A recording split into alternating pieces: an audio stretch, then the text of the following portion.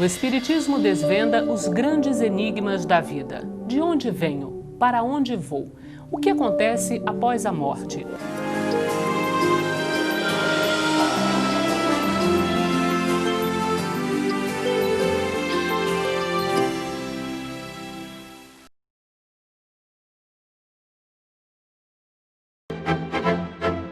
Inicia-se o programa Transição, a visão espírita para um novo tempo. É com muita alegria que recebemos hoje para um tema que é da maior importância nos nossos dias, que é o tema depressão.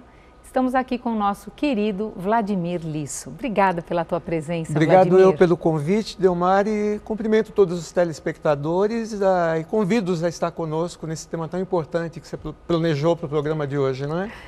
Eu gostaria de estar te perguntando que você abordasse, Vladimir, a questão das crianças. Como educar as crianças para que elas não se tornem adultos ansiosos, depressivos, enfim? Isso daí também eu tive uma experiência muito boa com crianças na Índia. Sim. Né, Delmar? Lá tem os ashrams que você deve ter conhecido. Isso. E que são os ashrams? Os ashrams são instituições que existem em várias cidades na Índia, onde eles recebem pessoas para estudar e para práticas, né, de yoga, de evolução hinduísmo, espiritual. Isso, cursos também, Sim. né?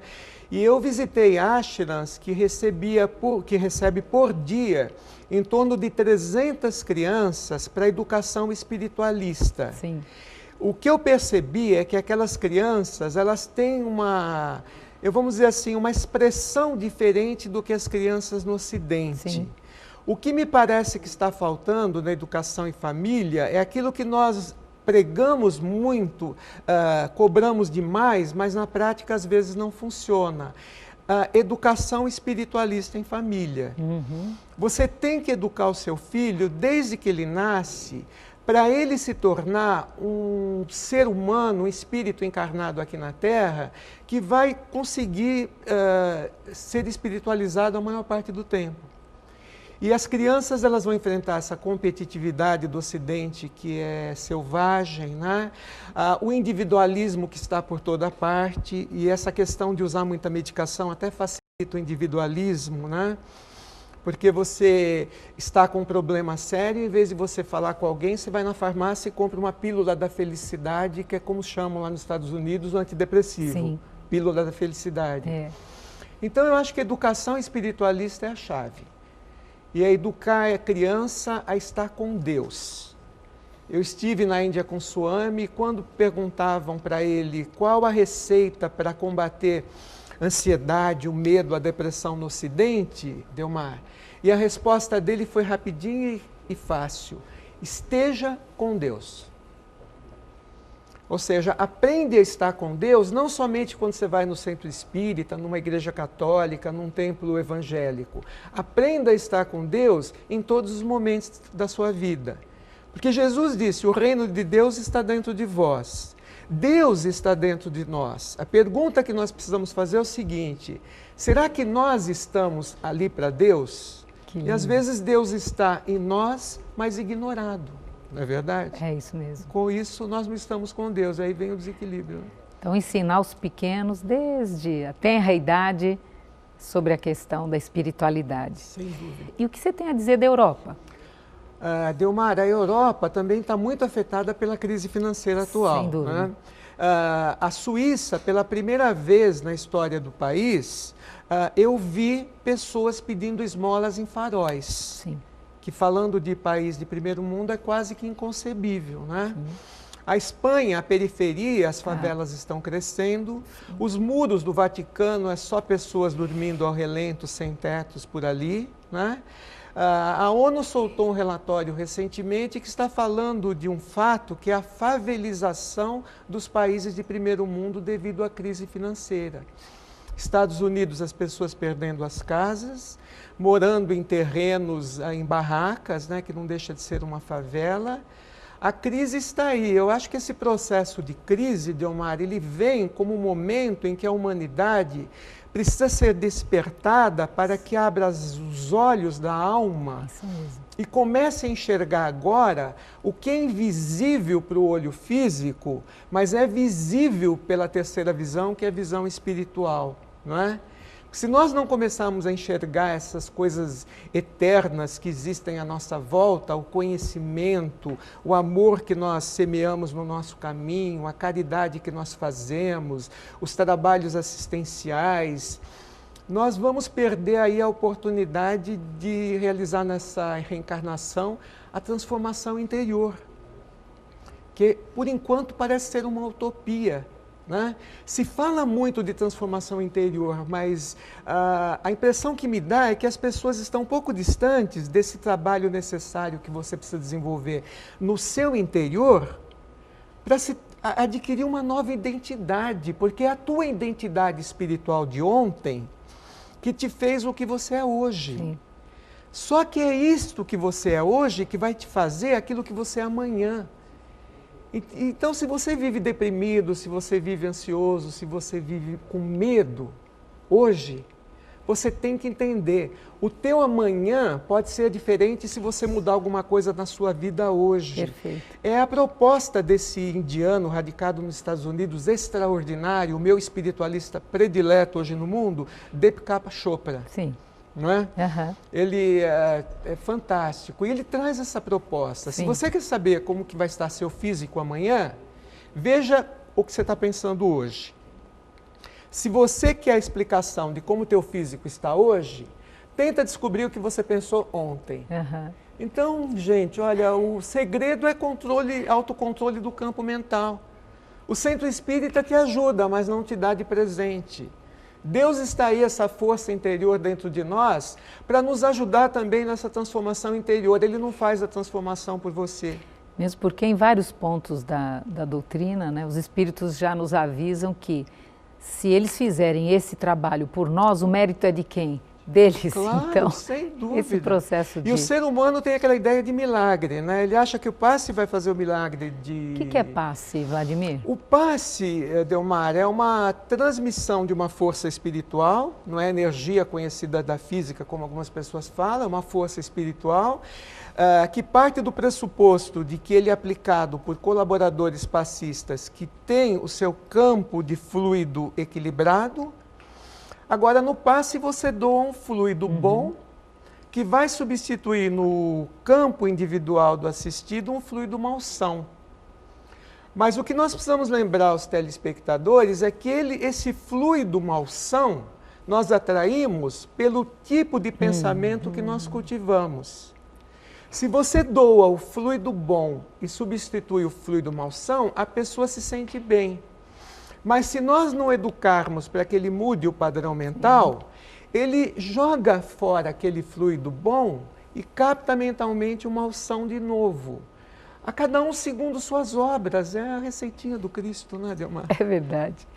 Ainda hoje, muitas pessoas, elas, principalmente os que estão ao redor de uma pessoa com depressão, elas ainda acham que essa pessoa, isso não é uma doença, isso é algumas pessoas falam assim, né? Algum preconceito ainda existe em volta da depressão? Olha que pergunta excelente que você trouxe, né, Delmar? Porque existe muito preconceito e muita ignorância nas famílias, né? No trabalho que eu desenvolvi ao longo de 5 anos, eu recebia não somente o depressivo, mas como os familiares também. Sim. Porque o familiar, se ele conseguir entender a depressão e dar apoio, a recuperação vem muito mais rápido, porque é com o familiar que o deprimido passa mais tempo, não é conosco, né? Sim. Então, o familiar, ele precisa ser educado. A Organização Mundial de Psiquiatria soltou uma campanha que nós abordamos lá no teu instituto maravilhoso, né, Delmar? Que trouxe uma série de informações novas. E o objetivo da campanha é educar, é conscientizar o deprimido, conscientizar os familiares, conscientizar os profissionais da área médica, porque ainda existem, infelizmente, profissionais da área médica que afirmam que se você tem sintomas emocionais e físicos da depressão, basta você tratar os sintomas emocionais que os físicos desaparecem. A conclusão da Organização Mundial de Saúde, da Organização Mundial de Psiquiatria, é que, sem dúvida, tratando os sintomas emocionais, os físicos desaparecem. Mas se você tratar, ao mesmo tempo, os emocionais com o psiquiatra, com o psicólogo, E os físicos, com o profissional especializado em gastro, enfim, de acordo com o sintoma físico, você diminui a chance de recaída de 50% para 15% só. Olha só. Então, tratem a parte emocional, tratem a parte física e, acima de tudo, tratem a parte espiritual. E quanto tempo, até por conta, uma consequência desse preconceito, dessa dificuldade em olhar para a depressão, demora-se às vezes muito tempo para chegar num diagnóstico e começar um tratamento efetivo, também, Vladimir? Delmar, infelizmente uma estatística também divulgada por essa organização revelou que as pessoas levam em torno de 12 meses, um ano, para tomar consciência de que eles estão com distúrbio mental e ir procurar o profissional de saúde para obter um diagnóstico. E você é uma profissional de saúde, você sabe disso. Quanto mais tempo você demora para ter um diagnóstico e começar a se tratar, mais difícil fica para você se curar, né? Na minha experiência, nesse trabalho espiritual, a depressão levava de 6 meses a 12 meses para se curar. E lógico que assistido fazia terapêutica espírita, mas tinha o seu psiquiatra, o seu psicólogo, fazia sua yoga, né? Nos últimos anos, o prazo de recuperação aumentou. Eu comecei a observar que raramente as pessoas com depressão bem grave se recuperavam em 6 meses, e a média estava sendo de 12 a 24 meses. E isso aconteceu por um fator que eu alerto também as casas espíritas que já realizam esse trabalho, porque nós implantamos esse trabalho em 6 grupos em São Paulo, a não colocar muitas pessoas nessa assistência. Na nossa experiência na federação, quando o número de assistidos começou a aumentar muito, na mesma proporção a eficácia diminuiu. Não é? Sim. Então, trabalhar com poucas pessoas, dar uma atenção pessoal, falar com eles toda vez que eles retomam o trabalho, né? Isso para nós é importantíssimo. Eu tenho um site também na internet, www.vencendoadepressão.com.br, com muita informação, com muita recomendação. Tem um CD de autoajuda para baixar gratuitamente, para quem quiser, com relaxamento, meditação, orientações. Excelente, né? Excelente. Então, eu acho que precisa utilizar todos os tipos de terapia. Né? Não ficar só na medicação, fazer de tudo, porque a depressão é uma doença que tem cura. E se tem cura, vamos tratar. Isso. Né? E agora, para aquele que está nesse momento vivendo uma depressão, se sentindo deprimido, com diagnóstico ou não, o que você tem a dizer nas suas considerações finais, Vladimir? Quando o deprimido está muito mal, você falar para ele que a depressão tem cura e a crise vai passar, ele não acredita. Você sabe disso, porque a depressão, para quem viveu como eu, ela dói muito, ela te coloca no estado muito negativo, muito pessimista, mas depressão tem cura. Se nós utilizarmos a medicação quando preciso, porque tem casos que não precisa da medicação, né?